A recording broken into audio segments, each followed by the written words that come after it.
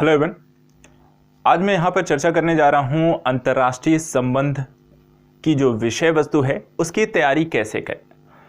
यह विषय वस्तु आप यदि सिविल सर्विस एग्ज़ाम की प्रिपरेशन करते हैं तो वहाँ पर अक्सर प्री और मेंस के एग्ज़ाम में पूछा जाता है।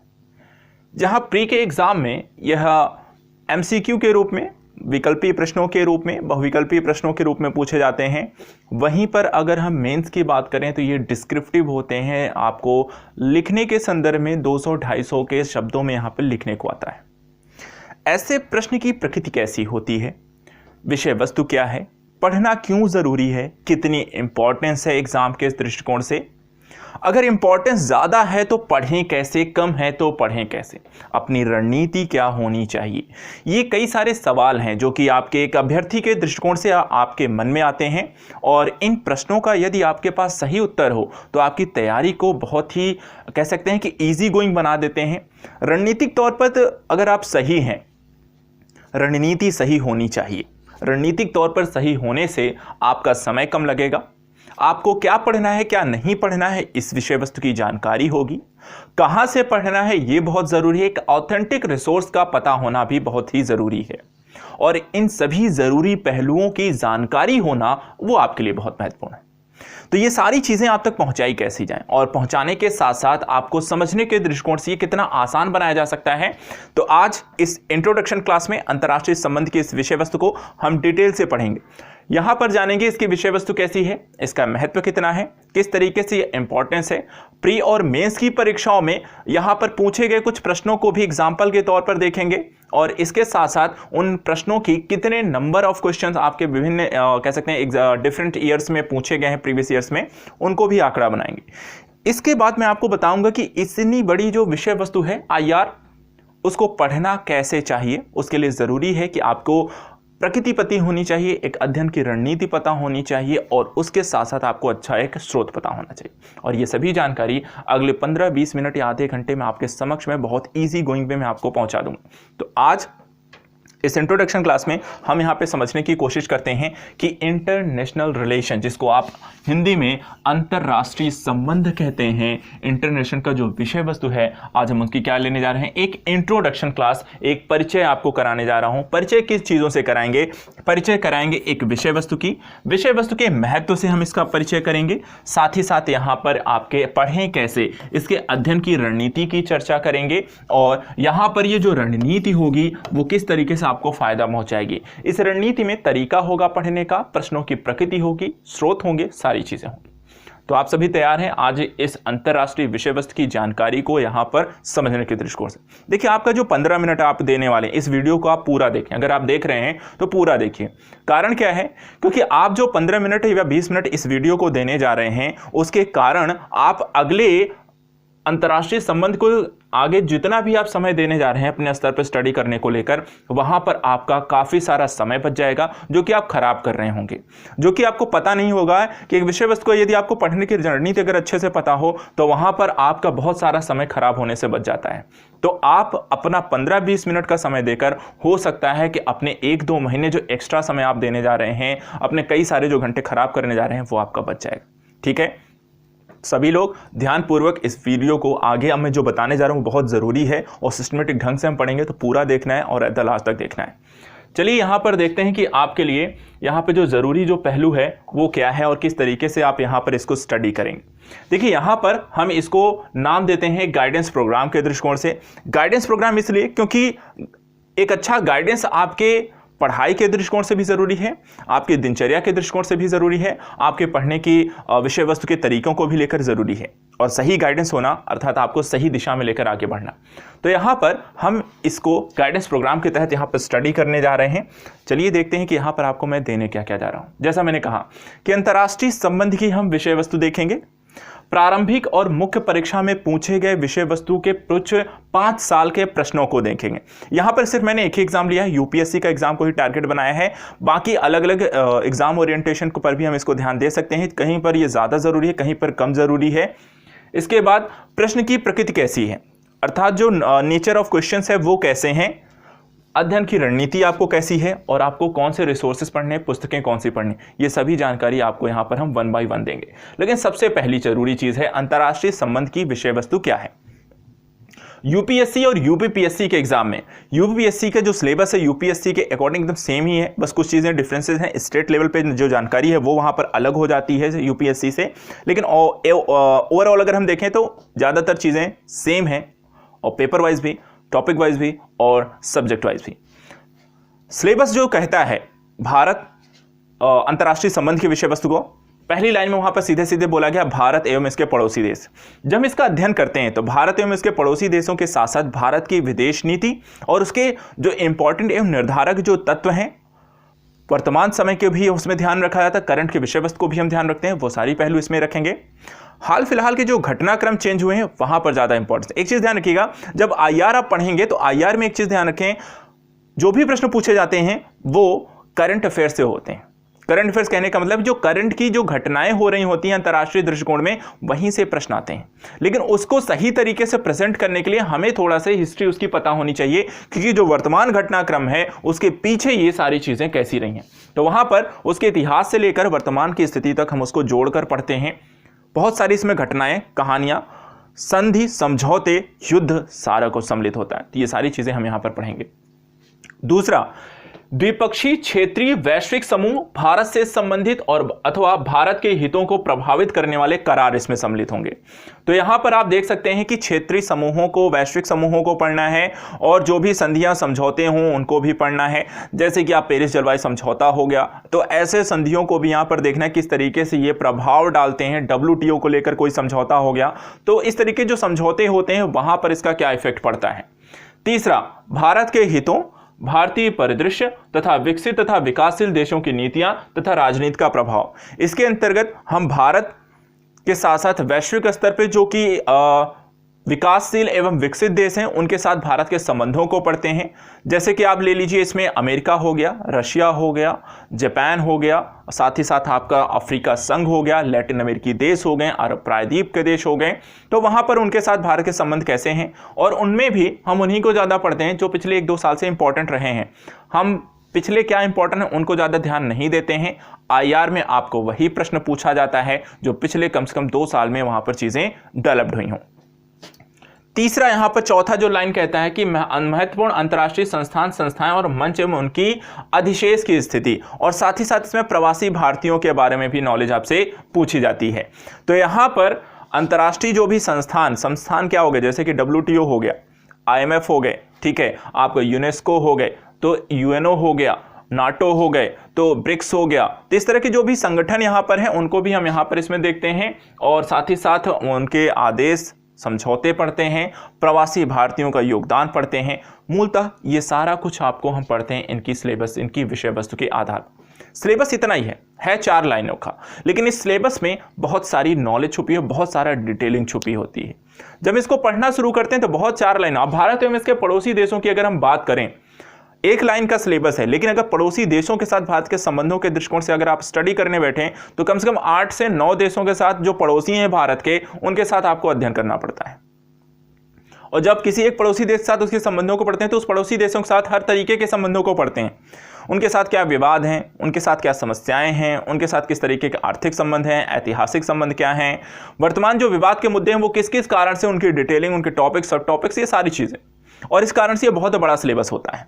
फिर आप इसी तरह द्विपक्षीय क्षेत्रीय संगठनों के बारे में, ऐसे 8-10 संगठनों के बारे में, 15 संगठनों में हो जाते हैं जो इंपॉर्टेंट हैं। इंपॉर्टेंट फिर हम उन्हीं को देते हैं जो कि 2-4 साल में बहुत ज़्यादा ज़रूरी बने हों। हम सबको नहीं पढ़ा सकते हैं, बहुत बड़ा है। कंट्रीज़ के तौर पर अंतर्राष्ट्रीय संबंध है तो भारत के 290 देशों के साथ अंतर्राष्ट्रीय संबंध है, 250 देशों के साथ अंतर्राष्ट्रीय, तो सबके साथ नहीं पढ़ना है, वही पढ़ना है जो 2 साल में बहुत ज़रूरी है, बहुत इंपॉर्टेंट रहे।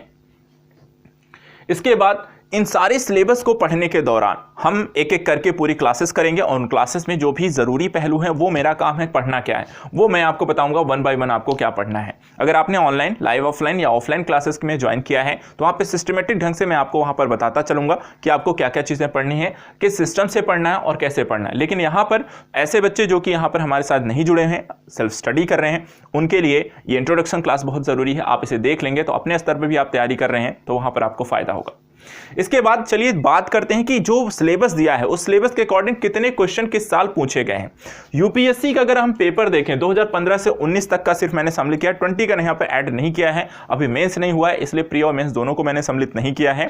तो यहाँ पर अगर हम देखें तो इसके पड़ोसी देशों के साथ जो संबंधों के दृष्टिकोण से हम चर्चा करते हैं 19, 15, 16 और 17, 18, 19 में अगर हम देखें तो यहाँ पर जो सिलेबस इनको दिया गया है यहाँ पर आई थिंक लास्ट की लाइन यहाँ पर ऐड नहीं की गई है। तो यहाँ पर 2019 का 1, 1 और 1 अर्थात 3 क्वेश्चन एट द लास्ट किससे पूछे गए हैं, महत्वपूर्ण अंतर्राष्ट्रीय संस्थान संस्थाएं एवं मंच उनकी अधिशेष की स्थिति को लेकर। पड़ोसी देशों से अगर हम बात करें 2019 में 1 क्वेश्चन आए, लेकिन 15 में 4, 16 में 4, 17 में 3 और 18 में 2 क्वेश्चन आए। द्विपक्षीय बहुपक्षीय क्षेत्रीय वैश्विक समूह और भारत के उसके प्रभावों के दृष्टिकोण से 19 में 1, 15 में 2, 16 में 1 भी नहीं, 17 में भी 1 भी नहीं और 18 में 2 क्वेश्चन आए हैं। भारतीय हितों, भारतीय परिदृश्य, विकसित और विकासशील देशों के साथ प्रभावों की बात करें तो यहां पर 19, 15, 16 में 1 क्वेश्चन आया, 17 में आपको 2 क्वेश्चन आए और एट द लास्ट यहां पर 18 में 1 भी क्वेश्चन नहीं आया है। एक जो टॉपिक यहां पर अंतर्राष्ट्रीय है, महत्वपूर्ण अंतर्राष्ट्रीय संस्थान संस्थाएं मंच उनकी संरचना को लेकर, तो यहां पर 2019 में इसमें 3 क्वेश्चन आए हैं, 15 में 7 क्वेश्चन थे, 16 में 5 क्वेश्चन थे, 17 में 5 क्वेश्चन थे, 18 में 4 क्वेश्चन है। तो अगर पीटी के दृष्टिकोण से आप बात करें तो यहाँ पे अच्छे खासे क्वेश्चन आपको इसमें देखने को मिलते हैं। तो यहाँ पर हमने देखा कि प्रारंभिक परीक्षा के प्रश्नों की प्रकृति को देखा। इसी तरीके से अगर हम बात करें मुख्य परीक्षा के प्रश्नों के दृष्टिकोण से अगर हम इसमें चर्चा करें तो यहाँ पर भारत एवं उसके पड़ोसी देशों की अगर आप देखो तो यहां पर आपको मेंस की बात करें तो हर साल यहां पर करीब 4 क्वेश्चन आता है। कितने क्वेश्चन आते हैं यहां पर ऑन एवरेज आप देख सकते हैं कितने क्वेश्चन आते हैं, 4 क्वेश्चन यहां पर हर साल आते हैं। और इन 4 क्वेश्चंस की बात करते हैं तो यहां पर 3 क्वेश्चन आपको भारत एवं पड़ोसी देशों से 2015 में, 16 में 2, 17 में 1, 18 में 1, 19 में 1, अर्थात पड़ोसी देशों के साथ जो संबंध वहां पर 1 क्वेश्चन कंपलसरी आना है किसी न किसी के साथ। उसके बाद जो समूह है चाहे वो क्षेत्रीय हो या वैश्विक हो, वहां पर देखिए तो 15 में 1 आया है, लेकिन 16, 17, 18, 19 में लगातार 2-2 क्वेश्चन यहां पर जो समूह है उनसे आया है।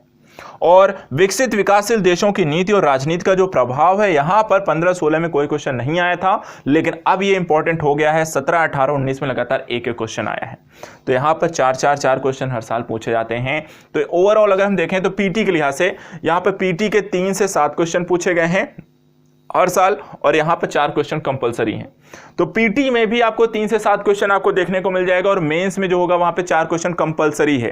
तो दृष्टिकोण से अगर हम बात करते हैं पेपर 2 में आता है अंतर्राष्ट्रीय संबंध, यूपीएससी यूपीपीएससी के एग्जाम में पेपर 2 जीएस का है, उसमें यहां पर आता है।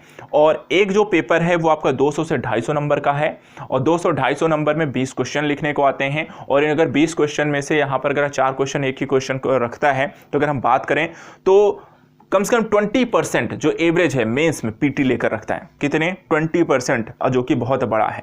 तो इस दृष्टिकोण से अगर हम देखें तो 20% आपको एग्जाम में क्वालिफाई भी करा सकता है और आपको बाहर भी कर सकता है। ठीक है, चलिए, तो ये तो आपको समझ में आ गया कि इंपॉर्टेंस कितनी है। 20% एक बहुत बड़ा परसेंटेज है। 55% लेकर वहां पर बच्चे जो होते हैं ऑन द स्पॉट अर्थात टॉप लेवल पे वहां पे क्वालिफाई कर जाते हैं। और इस दृष्टिकोण से अगर प्रश्न की हम प्रकृति को देखते हैं तो अब ये भी समझ लीजिए कि जो क्वेश्चन आईआर का पूछा जाता है वो किस दृष्टिकोण का पूछा जाता है। द्विपक्षीय संबंध को लेकर तो भारत के जो क्वेश्चन पूछे गए द्विपक्षीय संबंधों में, भारत पाकिस्तान के संबंध पूछेंगे, भारत यूएस के क्वेश्चन पूछेंगे, भारत जापान को लेकर क्वेश्चन पूछे गए। समझौते एवं संधि के प्रभावों को लेकर क्वेश्चन पूछा गया, जैसे अस्काबाद करार को लेकर क्वेश्चन आया, दोहा संधि को लेकर समझौते किए गए। तो जो भी हाल फिलहाल संधि हो उनको अच्छे से पढ़ना है।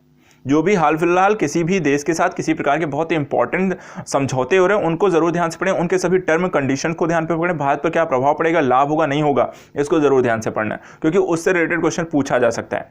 जैसे हाल फिलहाल RCEP का समझौता हुआ लेकिन भारत उससे बाहर रहा, तो इसके क्या निगेटिव सकारात्मक नकारात्मक पक्ष क्या होंगे उसको आपको पढ़ना चाहिए। वैश्विक विवादों पर जरूर ध्यान रखिए। वैश्विक विवाद जैसे कि व्यापार युद्ध को लेकर क्वेश्चन पूछा गया, अमेरिका ईरान विवाद को लेकर क्वेश्चन पूछा गया, अमेरिका का यूनेस्को छोड़ने को लेकर भी क्वेश्चन पूछा गया। तो यहां पर जब भी इस तरह की प्रमुख घटनाएं हैं जो कि बहुत इंपॉर्टेंट देश हों और उनके द्वारा कुछ विवादित स्थितियां किन्हीं दो देशों के मध्य हों या किसी के द्वारा कुछ ऐसा निर्णय लिया जाए जो कि वैश्विक स्तर प्रभाव डालता हो, तो वहां पर यह क्वेश्चन जरूर बनते हैं। इसके अतिरिक्त संगठन आधारित क्वेश्चन पूछे गए, पर्टिकुलर किसी संगठन को आधार बना के, जैसे कि इकोसॉक के बारे में पूछा गया, WTO, यूनेस्को और सार्क को लेकर भी यहाँ पर क्वेश्चन पूछे गए हैं कि किस प्रकार के संगठन है, किस तरीके अपनी परिस्थिति बना पाते हैं वैश्विक स्थिति में या नहीं, क्या किसी बदलाव की इनकी जरूरत है या नहीं, UNO को भी लेकर यहाँ पर क्वेश्चन पूछा गया। सामरिक और राजनीतिक नीति आधारित भी क्वेश्चन पूछे गए, जैसे कि चीन की OBO और पॉलिसी को लेकर भी क्वेश्चन पूछा गया। तो क्वेश्चन देखिए किस किस तरीके से पूछे जाते हैं। आधार क्या है, या तो द्विपक्षीय संबंध होंगे, समझौते संधि के प्रभाव को लेकर होंगे, वैश्विक विवादों पर ध्यान रखना है, संगठनों को अच्छे से पढ़ना है, और राजनीतिक सामरिक जो भी नीति बनती हैं जो कि वैश्विक स्तर बड़ा प्रभाव डालती हैं उनको भी पढ़ना है। अगर इन सारी चीज़ों पर अगर आप ध्यान रखते हैं और उनको डिटेल से स्टडी करते हैं तो इनसे आने वाले प्रश्नों को आप वहां पर आसानी से कर सकते हैं। इसके अतिरिक्त विदेश नीति आधारित, भारत की विदेश नीति आधारित प्रश्न पूछे गए हैं। कौन कौन से प्रश्न पूछे हैं, जैसे कि मौसम परियोजना का विदेश नीति पर किस तरीके से इफेक्ट है, पूर्वोन्मुखी नीति को लेकर क्वेश्चन पूछा गया, वैश्विक नेता के रूप में भारत किस तरीके से अपने आप को रख पाता है, उसकी विदेश नीति में उसका क्या इंपॉर्टेंस है, यूएनओ में स्थायी सदस्यता को लेकर भारत की क्या विदेश नीति है, प्रवासी भारतीयों को लेकर भारत की क्या विदेश नीति है। तो यहाँ पर भारत की विदेश नीति आधारित भी क्वेश्चन पूछे गए, इसलिए हम IR में जो सबसे पहली चीज पढ़ते हैं वो भारत की विदेश नीति की स्टडी करते हैं। तो विदेश नीति को सबसे पहले पढ़िए क्योंकि वही आधार है, उसके बाद बाकी सारी चीजें हमें इजी गोइंग होती चली जाती हैं। तो प्रारंभ जो बिंदु है IR जब भी आप स्टडी करें उसका प्रारंभिक बिंदु रखें विदेश नीति आधारित, ठीक है, विदेश नीति, भारत की विदेश नीति से स्टडी करना शुरू करें। अध्ययन की चलिए मैं रणनीति बता देता हूं जो भी टॉपिक है। आपको प्रश्न की प्रकृति तो आपको समझ में आ गई, पूछा क्या जाता है। अब आपको यह समझना है कि आपको सिलेबस पता है, प्री और मेंस में इसकी इंपॉर्टेंस पता है, कितने कितने क्वेश्चन आ रहे हैं, और साथ साथ यहाँ पर अब आपको ये जान लेना जरूरी है कि अब आपने स्तर पर अगर स्टडी कर रहे हैं तो वहां पर आपको क्या क्या चीजें ध्यान रखनी है IR की विषय वस्तु में। सबसे पहले IR पढ़ते समय भौगोलिक अध्ययन और मैप की नॉलेज होनी चाहिए, अगर नहीं है तो उसको साथ में लेकर पढ़ें। जैसे भारत के पड़ोसी देशों के साथ संबंधों को पढ़ेंगे तो भारत के साथ कौन कौन से पड़ोसी देश हैं भूगोल में आपको पता चलेगा, मैप वहां पर जरूर रखें। कोई विवादित क्षेत्र होगा तो कहां पड़ता है ये जरूर ध्यान रखें, उस विवादित क्षेत्र का क्या प्रभाव है वहां पर आपको भौगोलिक मैप से ही पता चलेगा कि किस तरीके से क्या भारत को वहां पर फायदा है, क्या नुकसान है। जैसे कि आपका सियाचिन का ग्लेशियर है तो वो आपको सियाचिन ग्लेशियर की स्थिति कैसी है, वो क्यों भारत के लिए वहां पर इंपॉर्टेंस है, लद्दाख क्यों जरूरी है, तो यहां पर आप तभी पता कर सकते हैं POK का क्षेत्र कौन सा है, LAC कहां आती है, ये सारी कुछ। तो मैप जरूर ध्यान रखें। दूसरी चीज, सामरिक आर्थिक द्विपक्षीय संबंधों को महत्व प्रदान करें। जब भी आप किसी भी द्विपक्षीय संबंध को पढ़ रहे हैं तो वहां पर उसके सामरिक और आर्थिक महत्वों को जरूर पढ़ें। जैसे कि भारत और पाकिस्तान का या भारत और अमेरिका के संबंध पढ़ते हैं तो उनके आधार जो बिंदु है, रक्षा समझौते कौन कौन से हुए, जैसे कि अभी हाल ही में एक बेका समझौता हुआ है तो वो उसकी इंपॉर्टेंस क्या है, कोई भी आर्थिक समझौते हो रहे हैं तो उसकी इंपॉर्टेंस वहां पर क्या है। भारत को हमेशा केंद्र बिंदु रखें। IR का जो भी पहलू है, आप भारतीय सिविल सेवा की परीक्षा की तैयारी कर रहे हैं इसलिए कुछ भी आप पढ़ रहे होंगे तो वहां पर भारत केंद्र बिंदु रहेगा। चाहे उसके पड़ोसी देशों के साथ पढ़ेंगे, वैश्विक देशों के साथ पढ़ेंगे, किसी संगठन के बारे में पढ़ेंगे, कोई समझौता संधि पढ़ेंगे, भारत क्या रहेगा, केंद्र बिंदु रहेगा। भारत पर पड़ने वाले सकारात्मक नकारात्मक प्रभावों की वहां पर जरूर आपके दृष्टिकोण से दोनों पक्षों को देखना जरूरी है। करंट सबसे महत्वपूर्ण है, जैसे मैंने स्टार्टिंग में बताया जो भी क्वेश्चन पूछा जाता है करंट से पूछा जाता है। तो यहाँ पर जो भी चीजें आप पढ़ रहे हैं वहां पे ये जरूर देखिएगा कि करंट में ज्यादा हाईलाइटेड क्या है, करंट में कौन से द्विपक्षीय संबंध ज्यादा हाईलाइटेड हैं, पड़ोसी देशों के साथ संबंध कैसे हो रहे हैं, कहीं जैसे नेपाल के साथ हैं, चाइना के साथ बहुत खराब हुए हैं, पाकिस्तान के साथ खराब हुए हैं, तो कुछ देशों के साथ अच्छे भी हुए हैं, तो वहां पर पड़ोसी देशों के साथ या अन्य देशों के साथ उसके संबंधों को जरूर देखें। करंट को जरूर ध्यान रखें। विवादित कोई स्थितियां हुई उनको जरूर ध्यान रखें, ठीक है। ईरान के साथ वैश्विक जो मुद्दा है वहां पर देखें तो विवाद की स्थिति लगातार बनी रहती है, उत्तर कोरिया के साथ विवाद की स्थिति बनी रहती है, अमेरिका में ट्रंप की हार जो होती है उसके कारण वैश्विक स्तर पर क्या परिवर्तन आएगा ये भी वहां पर देखना जरूरी है। विवादित स्थान, समझौते, यात्राएं और सम्मेलन, जब भी आप IR के करंट की अगर हम बात करें तो इन चीजों पर जरूर ध्यान रखिएगा। कोई भी विवादित क्षेत्र जैसे आर्मेनिया का वहां पर अजरबैजान के साथ वहां पर युद्ध की स्थिति हो रही है, समझौते को लेकर कोई भी हाल फिलहाल का अगर कोई समझौता होता है किन्हीं दो देशों के मध्य, जैसे बेका समझौता हुआ भारत को लेकर, यात्राएं जो भी हो रही हैं किसी भी राष्ट्र प्रमुखों की जो यात्राएं हों और उनमें कोई बहुत इंपॉर्टेंट समझौते हों, और किसी प्रकार के सम्मेलन जैसे अभी हाल फिलहाल G20, आसियान, ब्रिक्स इत्यादि के शिखर सम्मेलन हो रहे हैं। ये सारी चीजें पढ़नी है, लेकिन एक चीज ध्यान रखिएगा, आईआर में हम सिर्फ दो चीजों को ही ज्यादा इंपॉर्टेंट देते हैं, या तो उसके सामरिक महत्व या तो आर्थिक। अर्थात कोई भी चीज आप पढ़ रहे हैं तो उसके दो चीजों को हमेशा ध्यान में रखना है, सामरिक और आर्थिक महत्व। ये आईआर का केंद्र बिंदु है। जब भी आप आईआर पढ़ते हैं, उसके जो अध्ययन की रणनीति हम अपनाते हैं वो क्या रखते हैं, उसकी सामरिक और आर्थिक इंपॉर्टेंस को जरूर ध्यान देते हैं। एट द लास्ट आपको पढ़ना कहां से चाहिए, स्रोत क्या होने चाहिए, तो यहां पर अगर मैं कहूं कि आपके पास ये प्रेफरेंस है, ये आप देख सकते हैं। पुष्पेश पंत जी की बुक आती है, राजेश मिश्रा जी की बुक आती है और मैगजीन की आती है वर्ल्ड फोकस। एक सिविल सर्विस दृष्टिकोण के से अगर मैं बात करूं, कोई कंफ्यूजन ना रहे, एक ही अगर कौन सी बुक अगर मैं कहूं कि प्रेफर करनी चाहिए, सबसे अच्छी बुक अंतर्राष्ट्रीय संबंध की कौन सी है, तो वहां पर आप राजेश मिश्रा जी की बुक ले सकते हैं। ये बुक आपको पुष्पेश पंत जी से अच्छी है, बहुत सिस्टमेटिक ढंग से टॉपिक को अच्छे से विश्लेषण करके टॉपिक वाइज वहां पर क्षेत्र वाइज वहां पर बनाया गया है, सभी चीजों को सम्मिलित किया गया है। बाकी आप करंट को ध्यान रखने के लिए, तो करंट के लिए या तो आप वर्ल्ड फोकस, लेकिन वर्ल्ड फोकस मूलतः सिर्फ आईआर की होती है और बहुत मोटी होती है और हर महीने आती है, तो इतना आईआर पढ़ के आपको अंतर्राष्ट्रीय संबंधों के विशेषज्ञ नहीं बनना है, किसी न्यूज चैनल पे जाकर वहां पर संबंधों का विश्लेषण नहीं करना है। इसलिए आप कोई भी मंथली जो मैगजीन फॉलो कर रहे हैं या न्यूज़पेपर फॉलो कर रहे हैं, तो वहाँ पे जो भी आईआर का टॉपिक डेवलप हो रहा है, बस उसको आप वहाँ पर उसके कट पेस्ट कर सकते हैं, उनको नोट बना सकते हैं, उतना आपका सफिशिएंट हो जाएगा। इसके अतिरिक्त जो मैंने कहा, जो क्वेश्चन आते हैं, आप क्वेश्चन भी यहाँ पर आप देख सकते हैं। एट द लास्ट मैंने यहाँ पे क्वेश्चन भी डाल दिया है। देखिए यहाँ पे 2015 में जो क्वेश्चन आया, एक क्वेश्चन पूछा गया कि अफ्रीका में भारत की बढ़ती हुई रुचि के सकारात्मक नकारात्मक पक्षों की चर्चा की। एक और क्वेश्चन यहाँ पर देखिए, तो ये द्विपक्षीय संबंध को लेकर हुआ। यहाँ पर एक संगठन से रिलेटेड क्वेश्चन पूछा गया, संयुक्त राष्ट्र सुरक्षा परिषद में स्थायी सीट की खोज में भारत के समक्ष आने वाली बाधाओं पर चर्चा कीजिए। एक क्वेश्चन आया जो कि यहाँ पर परियोजना मौसम, एक परियोजना को लेकर क्वेश्चन है, मौसम भारत सरकार की अपनी पड़ोसियों से संबंधों को सुदृढ़ करने की अद्वितीय विदेश नीति आधारित एक यहाँ पर क्वेश्चन पूछा गया। इसके बाद आतंकवादी गतिविधियों और परस्पर अविश्वास ने भारत पाकिस्तान के संबंधों को धूमिल बना दिया है। खेलों और सांस्कृतिक आदान प्रदानों जैसी मृदु शक्ति की सीमा तक दोनों देशों के बीच सद्भाव उत्पन्न करने में सहायक है। उपयुक्त उदाहरण दीजिए। तो द्विपक्षीय संबंधों को यहाँ पर क्वेश्चन पूछा गया। और बेहतर कैसे कर सकते हैं, मैंने हमेशा कहा, एक चीज उन्होंने पूछी, आतंकवादी गतिविधियां जो संबंधों को खराब कर रही हैं, बेहतर करने को लेकर सकारात्मक पक्ष क्या है, तो सांस्कृतिक और खेल को हम इसमें कैसे समायोजित कर सकते हैं। तो जब भी पढ़ें, सकारात्मक नकारात्मक दोनों पक्षों को पढ़ें, बेहतर कैसे कर सकते हैं और क्या क्या चीजें हैं जो खराब कर रही हैं संबंधों को, उनको जरूर पढ़ें। 16 में इसी तरह WTO को लेकर क्वेश्चन पूछा गया। शीतोत्तर युद्ध कह सकते हैं कि अंतर्राष्ट्रीय परिदृश्य में भारत की पूर्वोन्मुखी नीति को लेकर क्वेश्चन पूछा गया। सीमा पारी आतंकी समस्याओं को लेकर सार्क को किस तरीके से दक्षिण एशियाई सार्क के सहायक नहीं रह गया है, उतना इंपॉर्टेंस नहीं देते हैं। यूनेस्को को लेकर यहां पर देखिए क्वेश्चन आया है। चीन के साथ आर्थिक संबंधों के दृष्टिकोण से सैनिक शक्ति हैसियत नहीं रखता है, इसको क्वेश्चन आया है। इकोसॉक को लेकर क्वेश्चन पूछा गया है। भारत की ऊर्जा सुरक्षा का प्रश्न भारत की आर्थिक प्रगति का सर्वाधिक महत्वपूर्ण भाग है, तो ऊर्जा सुरक्षा का दृष्टिकोण किस तरह विदेश नीति में इंपॉर्टेंस हो गया। दक्षिण पूर्वी एशियाई देशों की अर्थव्यवस्था एवं समाज भारतीय प्रवासियों को एक महत्वपूर्ण भूमिका निभाती, तो भारतीय प्रवासियों को लेकर भी क्वेश्चन आया। 18 में देखिए भारत इजराइल संबंध, नए भारत इजराइल के संबंध धीरे धीरे विकसित हुए हैं जब से यहाँ पर कह सकते हैं कि एनडीए की सरकार बनी है, इजराइल के साथ संबंधों को नई स्थिति देखने को मिली।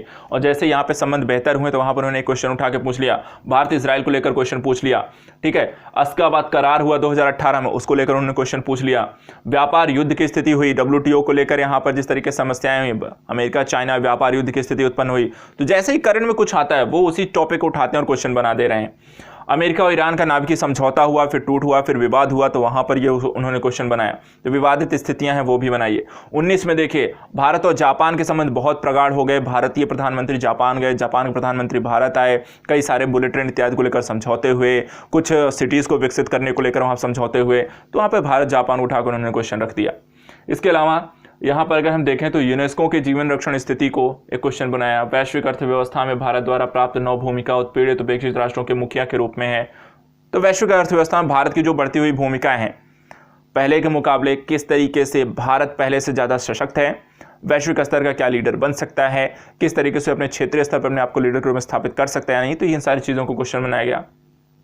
और एट लास्ट फिर से भारत यूनाइटेड संबंधों को। तो यहाँ पर जो मैं कह रहा हूँ कि आपको जो भी टॉपिक स्टडी करना है, आईआर के बारे में जो भी जानकारी चाहिए, ये सही तरीका होगा। कि आप प्रीवियस ईयर के प्रश्नों को देखें और जो मैंने आपको बताया उसको ज़रूर फॉलो करें। यदि आप अंतर्राष्ट्रीय संबंध की तैयारी कर रहे हैं तो उसके लिए ये क्लास आपके लिए बहुत महत्वपूर्ण है। अगर आपने शुरू से लास्ट तक देखी है, जो बातें मैंने आपको रखी हैं, आपको वहाँ पे बहुत ज़्यादा हेल्प करेगी। आप अपने स्तर पर IR को पढ़ने जा रहे होंगे तो। बाकी ऐसे बच्चे जो कि यहाँ पर अगर आप अपने स्तर पर सक्षम नहीं हो पाते हैं तो लाइव ऑफलाइन क्लासेस हैं, ऑनलाइन क्लासेस हैं जहां पर वीडियोस आपको उपलब्ध हो जाएंगी, और करंट ओरिएंटेड आपको अपडेटेड क्लास ज़्यादा इंपॉर्टेंट है। देखिए IR अगर आप पढ़ भी रहे हैं तो अपडेटेड क्लास देखिएगा, जो नई आएंगी वहां पर देखिएगा। पुरानी क्लास इसलिए वहां पे बहुत इंपॉर्टेंट नहीं रह जाती है क्योंकि IR जैसे मैंने कहा करंट ओरिएंटेड है, तो जितना भी आपने पढ़ा है वो सही है, लेकिन जब भी अपडेटेड क्लास आए तो उनको ज़रूर देखना। अपडेटेड बैचेस में ही ले लीजिएगा एडमिशन, तो वहाँ पर उसका फ़ायदा होगा। तो चलिए आज के लिए इतना ही। आई होप सो यहाँ पर अगर आप अपने स्तर पर सेल्फ स्टडी कर रहे हैं तो यहाँ पे आपको काफ़ी फ़ायदा करेगा। जैसे ही कुछ अन्य चीज़ों को भी लेकर चर्चा करेंगे, और हाँ, यूपीपीएससी का संपूर्ण सिलेबस को डिस्कस करता हुआ एक वीडियो में जल्दी यहाँ पर आप लोगों के लिए लेकर आऊँगा, जो पूरे यूपीपीएससी का सिलेबस को इसी तरीके से हम डिस्कस कर लेंगे और वहाँ पर हेल्प करेंगे। या फिर अगर आप चाहें तो जैसे IR के यहाँ पे एक गाइडेंस प्रोग्राम हम लेकर आए हैं, यदि आपको आपका सजेशन हो तो हम यहाँ पर ऐसे ही सभी सब्जेक्ट का एक गाइडेंस प्रोग्राम लेकर आ सकते हैं, जिसके माध्यम से हर एक विषय वस्तु के पढ़ने के अध्ययन रणनीति की भी चर्चा की जा सकती है। तो आप ना कमेंट जो होता है अपना सुझाव आप सजेशन में दे सकते हैं, या तो एक यूपीपीएससी का एक संपूर्ण सिलेबस की चर्चा की जाए, या तो यहाँ पर विषयवार चीज़ों को हम डिस्कस करें। तो मिलते हैं जल्दी नए वीडियोज़ के साथ। Thank you so much.